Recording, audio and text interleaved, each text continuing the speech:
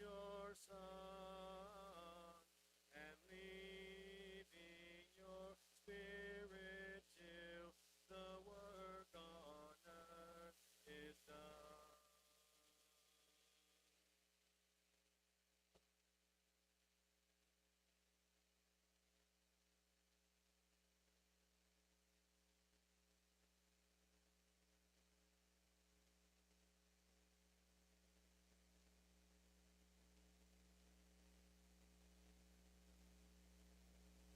Let's pray. Heavenly Father, we humbly come before you this morning, giving thanks for the opportunity to surround this table, Father, and to partake of these images.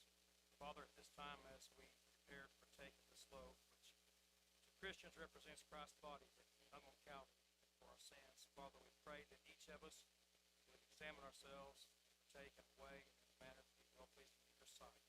We ask these things in Christ's name.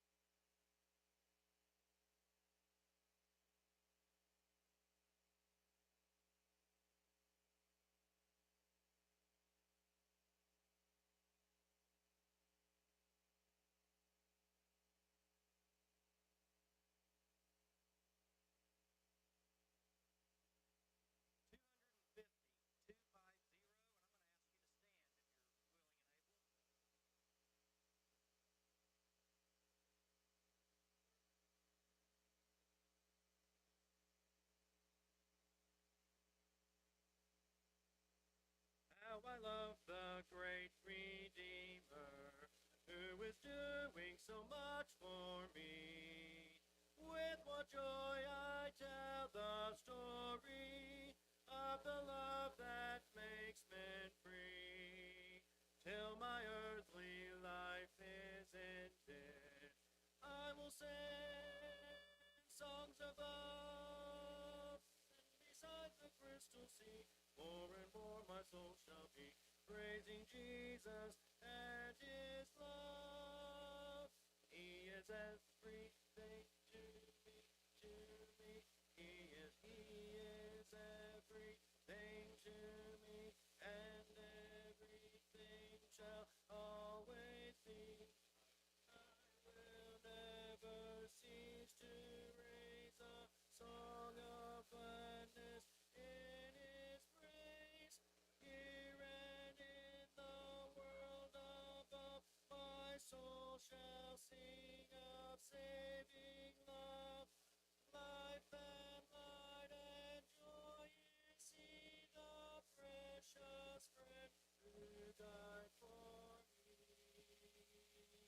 He has purchased my redemption, rolled my burden of sin away, and is walking on beside me, growing dearer day by day.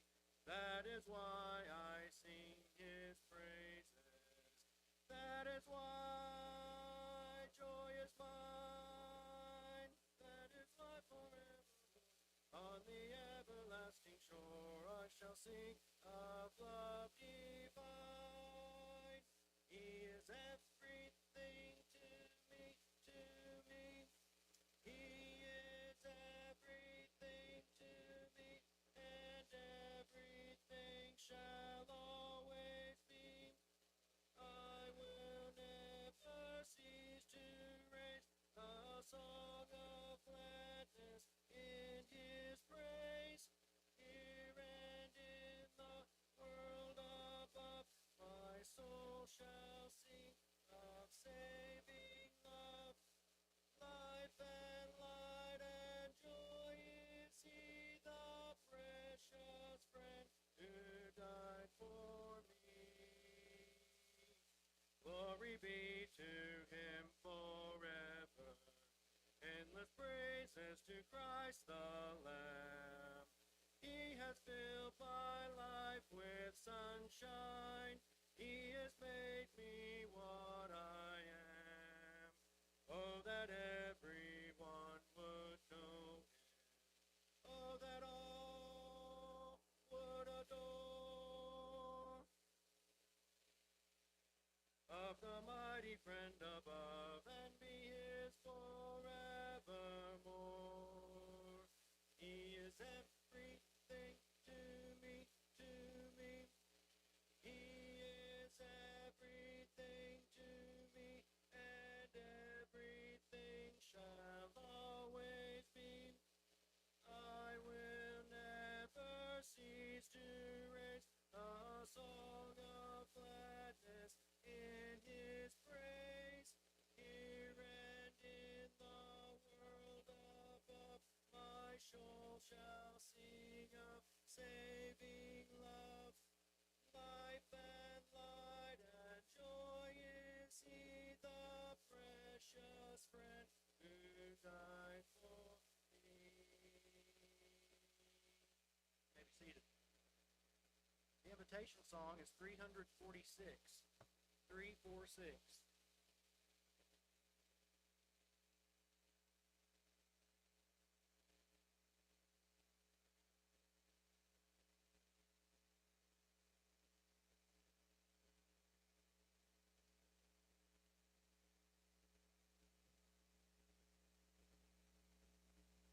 I'd like to turn your Bibles over to Mark chapter 9.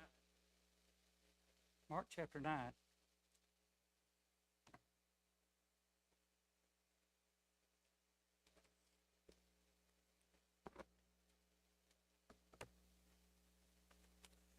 We entitled our lesson today, the Cry of Faith. The Cry of Faith. Many times as we study the Bible, if we don't keep things in context, and really think about what's going on at the time, then we miss some really important lessons. And I'm afraid that's what I've done in the past on this text. I have read many times through the Bible and many times read this text, but I never did make the connection. And I'm excited this morning to get to make the connection with you, because I think many of you have probably done the same thing, didn't realize what the connection was as far as Mark chapter 9 is concerned. We're not going to read the entire chapter. We're just going to start in verse 14 and read the through 29, and then we're going to go back and put it in the context of which it was written. Mark 9:14. When they came back to the disciples, they saw a large crowd around him, and some scribes arguing with them. Immediately, when the entire crowd saw him, they were amazed and began to run up to greet him. Verse 16. He answered them, "What are you discussing with them?" And one of the crowd answered him, "Teacher, I brought you my son, possessed with a spirit, which makes him mute. And whenever it seizes him, it slams him to the ground, and he foams at the mouth, and he grits his teeth, and he stiffens out. I told your disciples to cast it out, and they could not do it." And he said to them, he answered them, saying, "O unbelieving generation, how long shall I be with you? How shall I put up with you? Bring him to me." They brought the boy to him. When he saw him, immediately the spirit threw him into convulsions, and he fell, and falling to the ground, he began rolling around and foaming at the mouth. And he answered his father. He asked his father, "How long has he been this way?" And he said, "From childhood. It has often thrown him both in the fire and into water to destroy him. But if you can do anything, take pity on us and help us." Verse 23. Jesus said to him, "If you can, all things are possible for him who believes." Immediately the boy's father cried out and said, I do believe. Help my unbelief." When Jesus saw the crowd was rapidly gathering, he rebuked the unclean spirit, saying to it, "You deaf and mute spirit, I command you, come out of him, and do not enter him again." After crying out and throwing himself into terrible convulsions, it came out, and the boy became as much as like a corpse, that most of them said, "He's dead." And Jesus took him by the hand and raised him, and he got up. When he came into the house, his disciples began questioning him privately, "Why could we not drive him out?" He said to them, "This kind cannot come out by anything but prayer and fasting." As Jesus is dealing with his ministry, many different kinds of things happen with him and also to his disciples. At this point, we see a very important thing happening as far as Jesus' ministry is concerned, as far as his life is concerned, as far as his teaching is concerned. In verse 19, he answered and said, "O faithless generation, how long shall I be with you? How long shall I bear with you? Bring him to me." Now, to keep this in the context of which it was written, you got to understand that Jesus has been up on the mountain. And on the mountain of Transfiguration, Jesus met with Peter, James, and John went up on the mountain with him. And as they were up there, Jesus met with Elijah and with Moses. Elijah and Moses appeared with Jesus up on this mountain right before this, earlier part of chapter 9 right here. And so as he's come down off the mountain, he realizes, he's thinking about, these men don't understand what's going on. Because while they were on the mountain, and while they were seeing Elijah and Moses talking to Jesus, Peter says, you can read the earlier part of that chapter right there, "This is great. I'm paraphrasing this. This is great. Let's build 3 tabernacles here. Let's set some tents up. And let's all stay here. and live here. This is wonderful. And Jesus looks at him, and of course, then Moses and Elijah disappear. A big cloud comes up over the mountain, and out of the cloud, God says, "This is my beloved Son, hear ye him." And Moses and Elijah disappear. Now, keep it in the context of this just happening on the mountain. Jesus knows his disciples don't understand what's going on. They're wanting to set up earthly tents, and everybody camp out here. Let's just all have this camp out. Let's all spend time together. Let's enjoy being with Jesus and Elijah and Moses. Can you imagine what Jesus thought as he looked at those guys and they came up with this? Now, this is an important lesson, not just because it's in the Bible, but also because God is trying to tell us something. He said, don't misunderstand what's going on. Something very important has just taken place, and they missed it. They missed it. We could tell by their actions, their attitudes, the things they said. They missed what really happened. Jesus had been talking to Elijah, the one that was to come before Christ. The last thing in the Old Testament says, one like Elijah will come. And he's right there. Elijah's with him. He's talking to Moses. The law of Moses was written and fulfilled and all done by the law of by Moses. These great prophets. Yet Jesus had a discussion with them.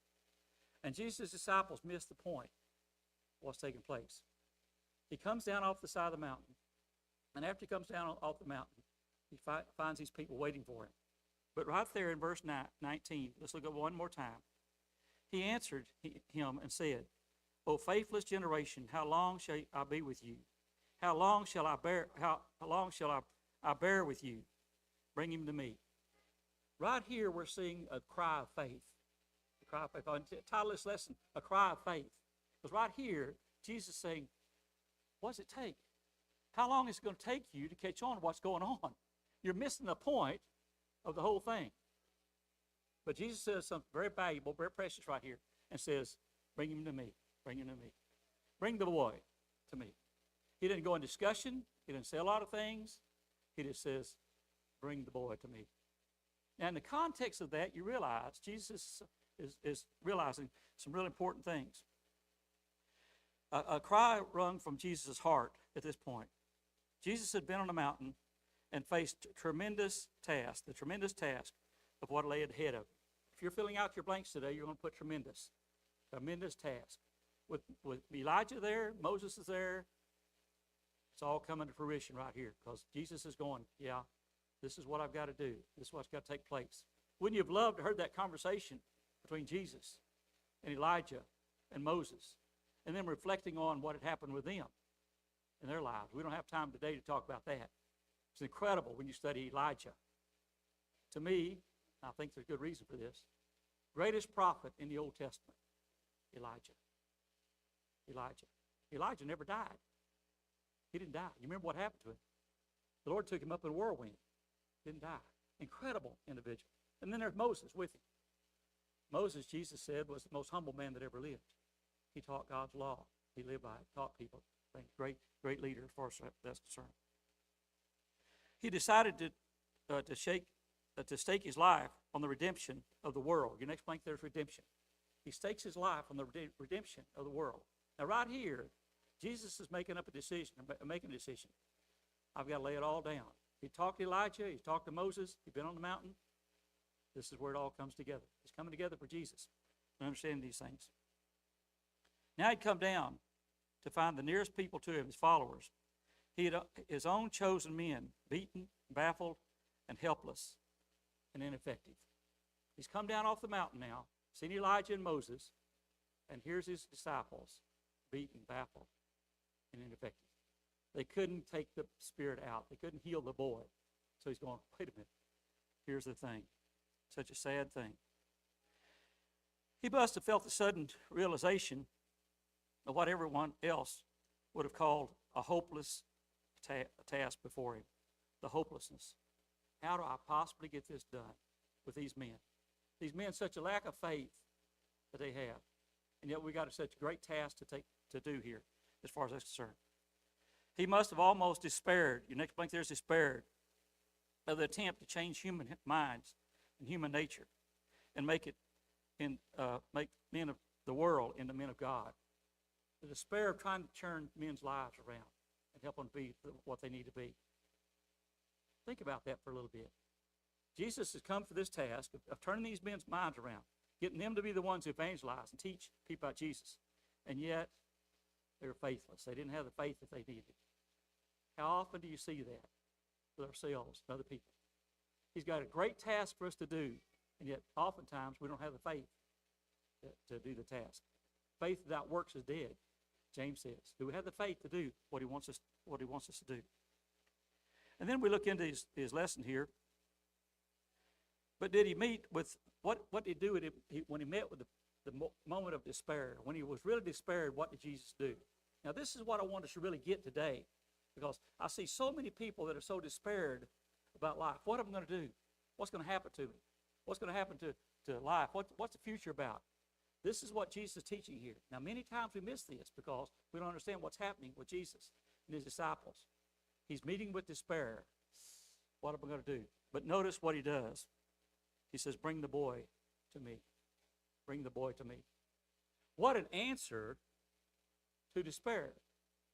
He doesn't rebuke his disciples. He just says, oh, ye of little faith, why didn't you believe? Why aren't you trusting me? Bring the boy to me. We'll take care of that in the future. It'll all work out fine. God has given us a great lesson here, an important thing for us to understand, because as we do, we see what Jesus did. He said, this is what I want you to do. See, living the Christian life is not rocket science or brain surgery. It's not that difficult thing to do if we keep our focus. Keep our focus. When we lose our focus, everything gets out of kilter. Our focus must be on Jesus, being like Jesus. Jesus saying here, this is what I do in despair. I don't know what to do with these disciples right now. They're not getting it, but this is what I do. Bring the boy to me. When we can't deal, your next blank there, when we is two words, cannot deal with the ultimate situation. The thing to do is deal with a situation which at the moment confronts us. If we can't deal with the ultimate situation, what's going to go on? Who's going to be president? What are we going to do about the COVID? What are we going to do about the Russians? God says, you know what? That's not for you to know. You don't have to know that. Do what I've got for you to do. Jesus is saying, there are certain things I want you to do. Now, I don't want you to be in despair about things all the time. Have you noticed that in our society? How despair is just running things and controlling things. What are we going to do? In my private time and my prayer time, I laugh about it. It's funny to me. I think this is the way people operate when they're not trusting God. This is the way people operate when they don't have faith, you see. It's despair. What are we going to do? They're listening to the news. They're listening to what everybody else says. They're listening to the president. So they're going, wait a minute. God is the one in control. The other night before the election, several of us got together.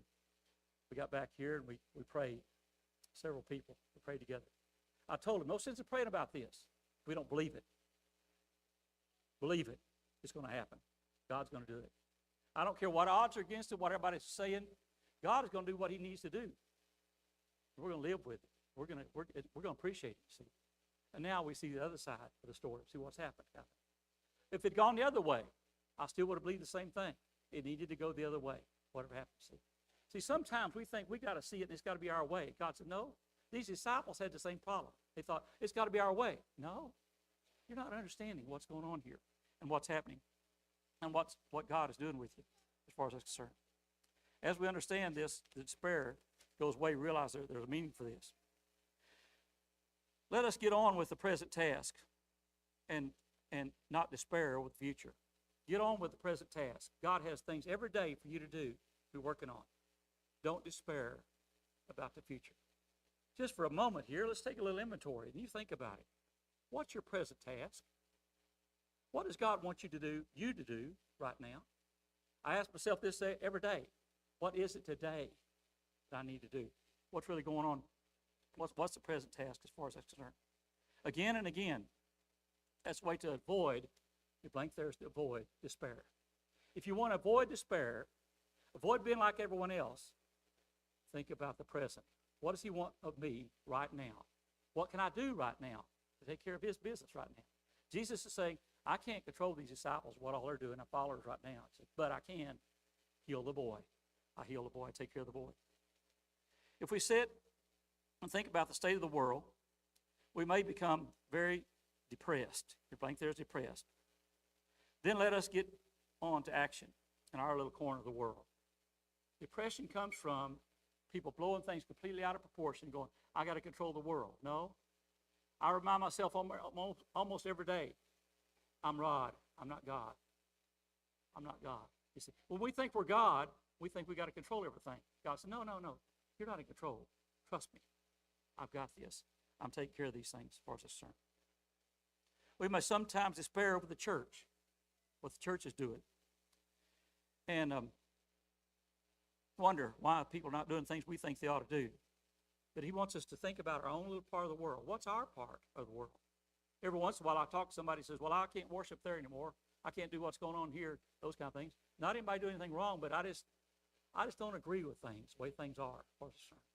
God has said, you're not in control of the church. I'm not in control of the church.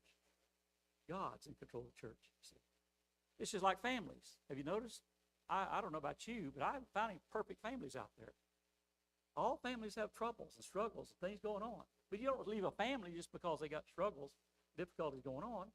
We do our part. We take care of things. In the family of God, we do the same thing. Do what you can do to take care of things. And the despair goes away as far as concerned. Jesus did not sit appalled and paralyzed, your word there's paralyzed, at the slowness of men's minds. He didn't sit around and wonder and go, why is it this way? He didn't become paralyzed and just stop doing things and stop moving because of what people were doing. Have you noticed how oftentimes our tendency is to say, well, if I can't do it, I'm not going to do anything. God says, no, you take care of what you can take care of. You do what you can do. So many times we think we can't do it all, we're not going to do anything. Or if we can't agree with it all, we're not going to agree with anything. So no, wait a minute. What can we do? Not become paralyzed. The surest way to avoid pessimism and despair is to take the immediate action that we can take. And there's always something we can do. To destroy despair, be upset, bothered about things, take immediate action. What can I do now? Who can I teach? Who can I pray for? Who can I share something with? Who can I console? Who can I help with their health issues? Lady called me last week and said, Rod, I got a problem. I said, well, what is it? My cat. I need somebody to take care of my cat. Well, I've got a cat. She knew I had a cat. I said, okay, what do we need to do with the cat? She said, I got to go in the hospital. I don't know how long it'll be there. Will you take my cat? I said, yeah, I'll take your cat. Went and got her cat, took care of her cat, been feeding her cat every day, take care of it, even the litter box, all the things about the cat. I look at that cat and I think, that cat's pretty special to somebody. It's not too special to me. It's special to somebody. And because it's special to somebody else, it's special to me. You see? That's the way it is. When we help somebody else's children, we help somebody else's husband, we help somebody else in their life, God says, they're special to me, Rod. They better be special to you, you see. Now, that doesn't mean we got to love them like somebody else does, but God has said, you do your best, you see. I love them. You need to love them too, you see. So many times we get in despair and we think, oh, I can't do anything. Yes, you can. You can. It's amazing what all you can do if you set your mind to it and really think about it. The father of the boy, Jesus stated the condition of the miracle to the father of the boy. He says, here's the condition of the miracle. In verse 23, notice what Jesus said. Mark 9:23. Jesus said to him, if you can believe, all things are possible to him who believes. Notice what the father says. I've been to your disciples, they couldn't heal him. Now, do something if you can. If you can. I almost laugh every time I read this verse because, God, can you imagine going up to Jesus and say, can you do something? If you can do something, why don't you do it? And God's going, if you can. You know who you're talking to? You're talking about the one that created the world. You're talking about the one that created the boy. You're talking about the one that created everything. If I can. How often do we pray like that? Lord, if there's anything you can do, please do it. God's going, if there's anything I can do, you just hide and watch. I'll show you what I can do. But the biggest thing that has to happen is, I got to change you, you see. Notice what Jesus said. Everything is possible for him who what? Believes. Believes. Do you really believe? Now, I know this is a little tricky, and it takes some time to do. And most people just naturally don't believe. But when you get to it, when you really get the message here, you get going, wait a minute. No sense talking to God or doing anything if I don't believe. How much do I believe? I want to ask you today, how much do you believe? How much do you believe? Do you believe that God's got your past? He's got everything taken care of your past? Do you think God's got your present? Do you think God's got your future? See? It's amazing how God is saying, I've got this. Believe me. Believe me. Now, I'm not going to take care of it unless you believe me. That's what he's saying here. It's not about me doing it. It's about you believing it. How much do you really and truly believe? Or do you believe enough to lay it all on the line and go, okay, it's your way or no way? See? You believe enough to pray about it, continue to pray about it? Go, wait, but no matter if I see anything or not, you're going to take care of it. You do take care of it. Do you believe it enough to ask him for it and thank him in the same prayer? You're getting there if you do, you see. God, this is what I need. This is what's going on. And I appreciate it so much that you're taking care of this. You ever had anybody just really trust in you, really depend on you, and go, listen, I've got to have you take care of this. Kind of almost like a life and death situation. And you go, wait a minute. I'll take care of this. God is saying, I want that kind of belief, that kind of trust as far as you're concerned. Matthew 17:20 says, if we've got the faith of a mustard seed, we can move mountains. The faith of mustard seed, we can move mountains. He says, how much faith do you really have? Do you trust me? You can do great things if you do. It was as if Jesus said, the cure of the boy depends on, not on me, but on you. If the boy's going to be cured, it's not about me. It's about you. Are you going to trust me? Remember, to approach anything in the spirit of hopelessness is to make it hopeless. Your next blank there is hopeless. Anytime you approach something in the spirit of hopelessness, I can't do it. It's hopeless. It can very well be done, but you can't do it. It's hopeless as far as you're concerned. On the other hand, to approach anything in the spirit of faith makes it possible. When you approach things in the spirit of faith, I'm trusting God. I'm going to do what God wants me to do, and that makes things possible. The sad thing is, most people don't realize it. A statesman by the name of Couture once said, what a statesman needs above all else was a sense of possible. Possible. Is it possible? It is possible. It is possible. And I'm going to go for it, you see. What are the things in your life right now you're going for? You don't know how in the world it's possibly going to work out, but you're going for it anyway. We should have things all the time that we're going, this is impossible. I can't pull this off, but God can. It's impossible. God says, but you're trusting me for it. What are you trusting him for? Now, if you're not trusting him for the impossible, you're not trusting him at all. If you're not trusting him for the impossible, you're not trusting him at all. Going, wait a minute. Don't just trust him for things you know is going to happen. That's going to happen anyway. No. The things you go, I don't see how in the world this is going to happen. We should have a list of things. We don't know how it's going to happen. We're trusting him for it. He's guiding us in it. Most of us are cursed with a sense of impossible. And they think there's impossible. We're cursed with a sense of impossible. Don't you love it when you hear people talk about possible things? You're thinking, what are the odds this person doing this? Several years ago, there was a man on Johnny Carson's show. It was over 100 years old. And he had him on there several times. Maybe some of you might have seen him several times. I had him on there until he was 110 years old.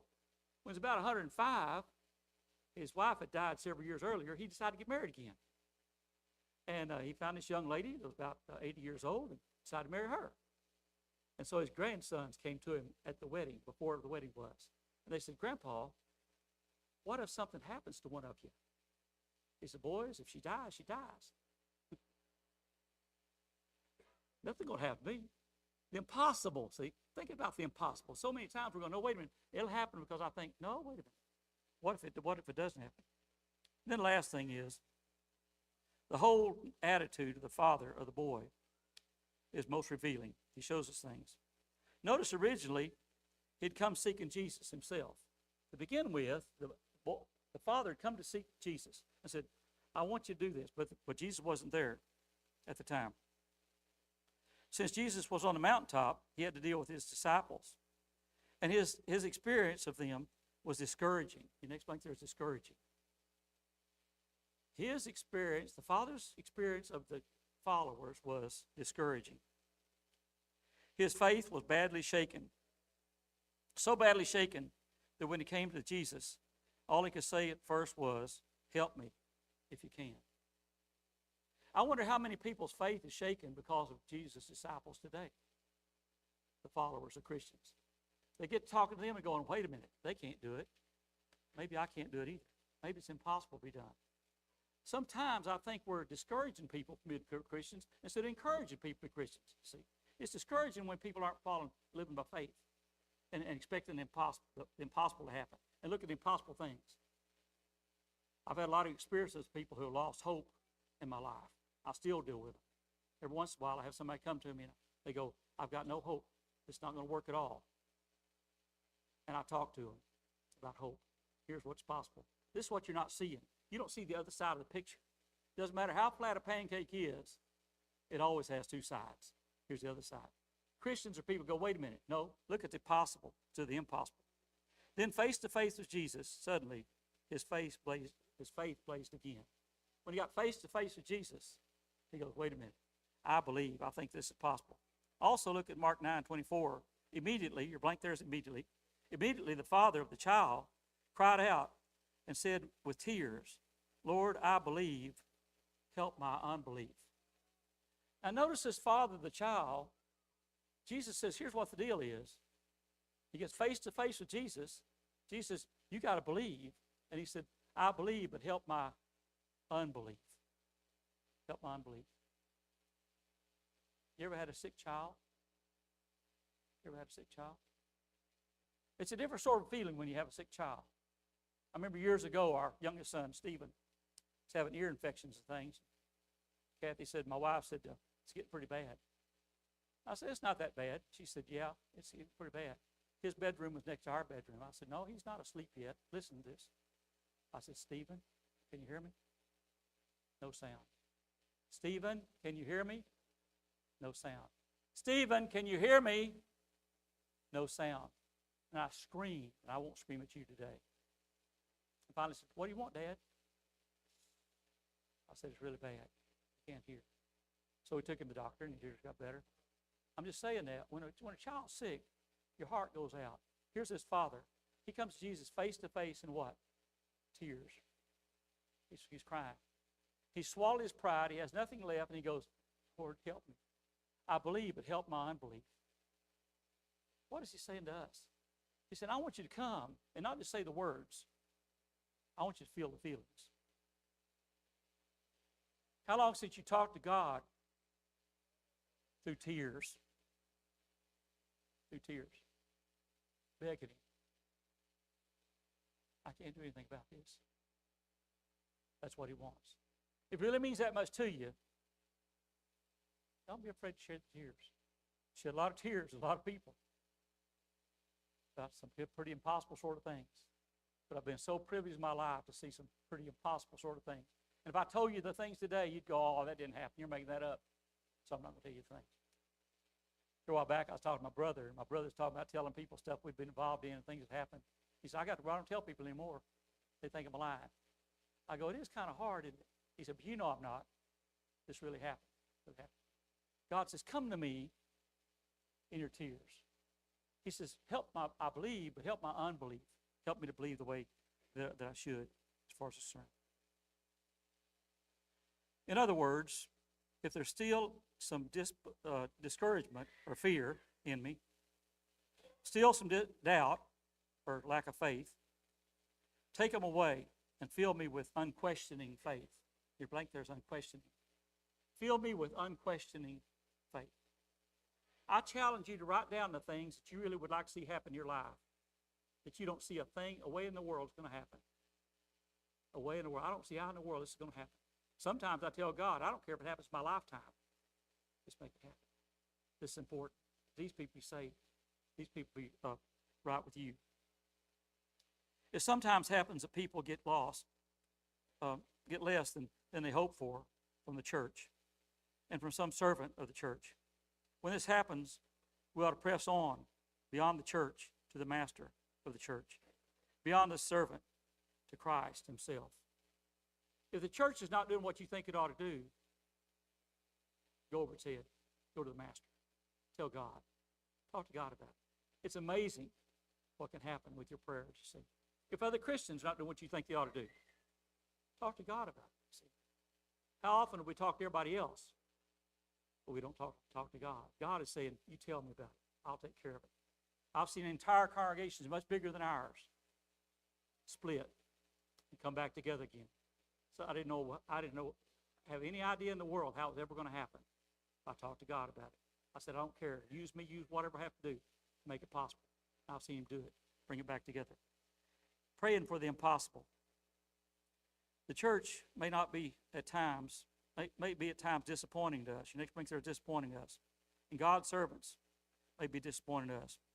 For this reason, we need to individually be responsible for our own faith. Thus, we must stay in constant contact with God, with Jesus, with the Holy Spirit.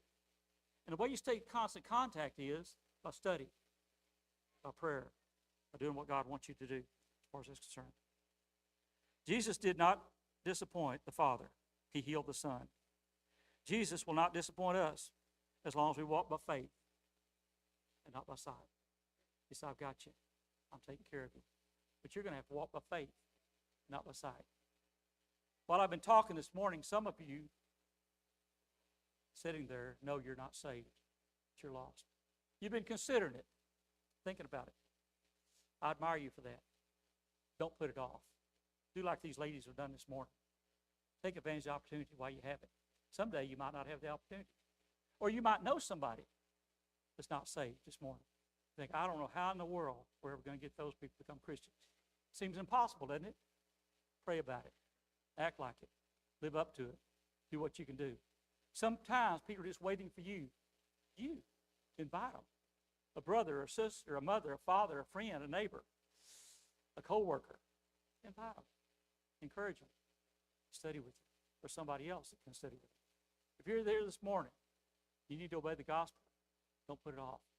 If you need to study more, we'll be glad to study with you, help you. This man got to see this impossible thing happen to his son because he believed. Jesus taught him how to believe.